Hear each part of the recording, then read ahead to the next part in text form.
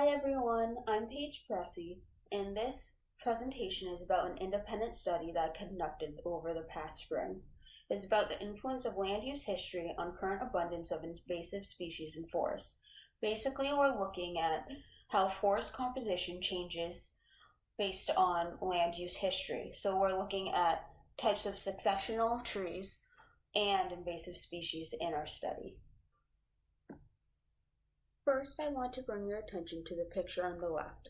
The before part shows a forest with a massive abundance of invasive species, and the after part shows the same forest after it has gone through treatment and has less invasive species as a result. I included this picture to illustrate the difference between forests that I saw during the study, along with using it to bring up the question, why do some areas have more invasive species than others? Why do invasive species outcompete native species in certain conditions? One hypothesis often brought up in regards to this question is that land use history can have an impact on the abundance of invasives, which is what my study investigates, as you can see from the question outlined on the screen. During the 1970s, scientists around the world witnessed invasive species abundance become greater and greater, and Massachusetts was no exception. The land use history in question during this study was that there were areas in Massachusetts that were agricultural fields in the 1970s and are now forests. In this study, I analyzed the differences between areas that were previously agricultural fields compared to areas that were forested during that time and continue to be forests today. The hypothesis outlined on the screen states what the predicted differences are.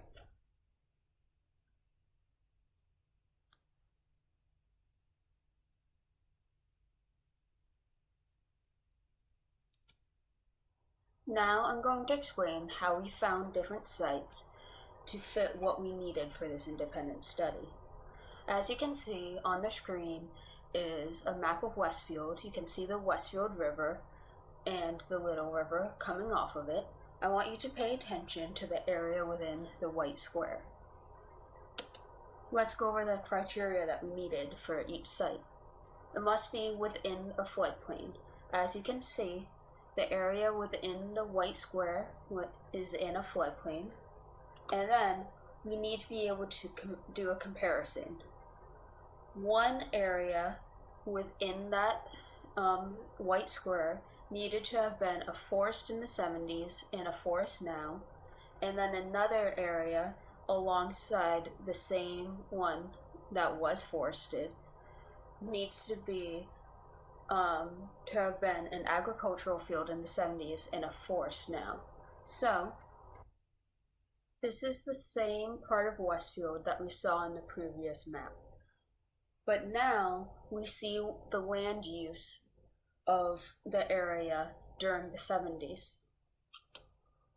Within the white square is the same exact area that we were looking at previously.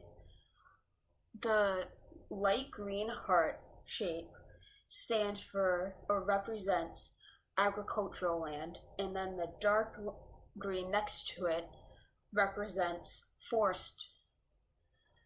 So keep in mind the criteria that we were considering before. In a floodplain, check. Be able to see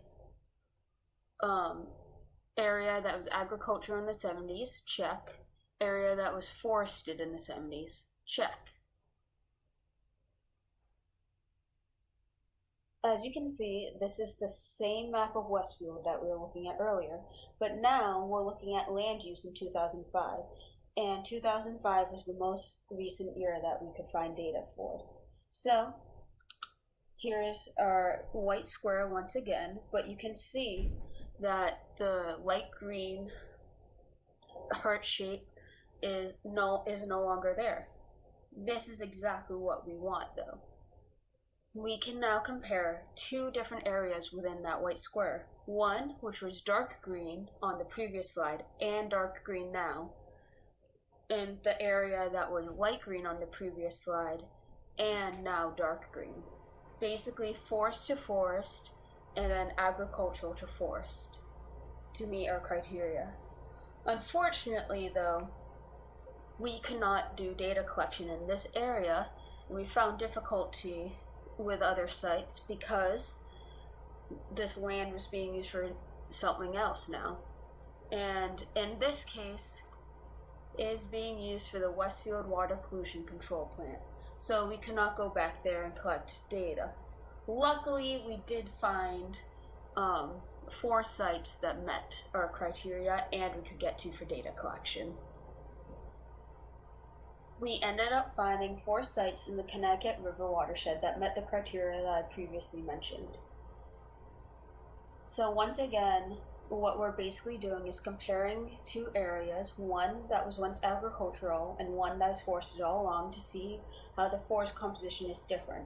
We're looking for late successional species, early successional species, and then the most important factor for our study is the abundance of invasive species. So each transect, we ended up doing 8, 2 for each site, 1 transect in the once agricultural land and 1 transect in the forested all along. As you can see on the screen, that's me measuring out one of the transects, and then within the transects I identified each stem above a certain length and marked it down as an invasive, late successional, early successional, or was neither. And I did, so there's a lot of identifying of different trees and shrubs. The x-axis has each of the 4 sites that I mentioned earlier, while the y-axis shows the abundance of invasives for each site as percentages. As you can see, in general, the areas that were previously agricultural fields, as in the red bars, had a greater abundance of invasive species. Even at Chicopee, where the always forested area had a greater amount of invasive species, the previously agricultural area still had a relatively high amount of invasives. I'd also like to note that I calculated the averages of this data and found that the average abundance of invasives was about 48% in the previously agricultural land, while the average was about 29% in the always forested areas. However, the p-value for the 4 sites, which is displayed here,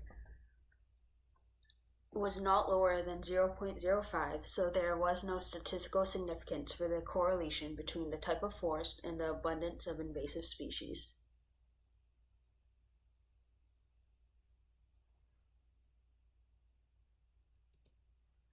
Once again, in this figure, the x-axis shows each of the sites that I collected data at, and the y-axis has the abundance of the aspect that I am analyzing, which in this case is early successional trees.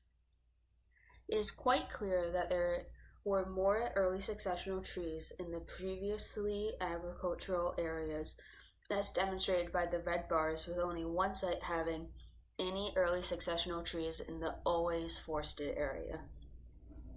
Unlike the invasive species, there is statistical significance for the correlation between forest type and the abundance of early successional trees. The hypothesis in regards to early successional trees is supported based on these results. However, we are about to see that this is not the same case for late successional trees.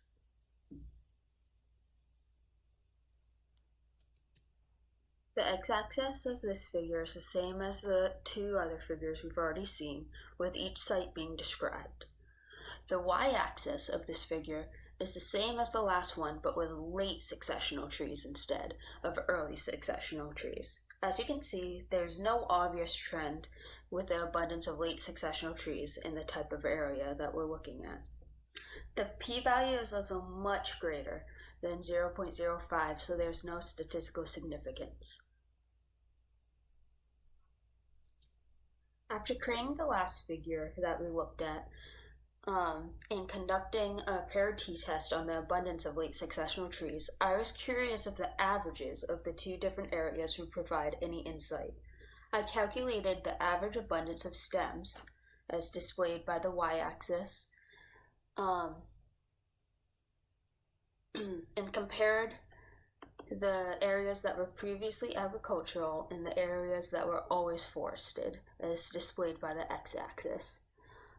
On average, there were more early successional trees in the previously agricultural areas, as shown by this greater blue bar, which we already knew from our statistical significance, and there were more late successional trees in the areas that were always forested, as shown by this red bar.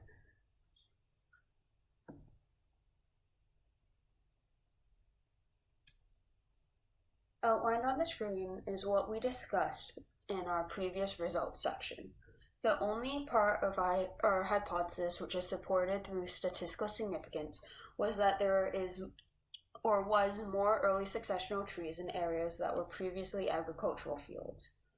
We cannot say the other parts of our hypothesis is supported through statistical significance for both invasive species and late successional trees, but we can say that we saw a general trend and also averages that showed there is a distinction between the two areas.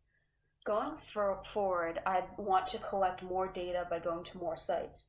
It was hard finding areas that met the criteria that I've mentioned previously and that we could also get to for data collection. A lot of areas were blocked off, or there's new buildings put there that or is on private land. So collecting more data will help us figure out if the trend and the distinction is actually there. I'd also like to replicate the transects that I described to you during this independent study during the growing season instead of during the spring. Identifying things during the growing season is a lot easier, and I found myself having a lot of difficulty identifying different invasive species and tree species, and it would just be a lot more helpful to do it during a different season. To summarize what I found during the independent study, there are differences between the two areas which I believe are influenced by land use, but more data are needed in order to make any claims, besides what we already know about early successional species.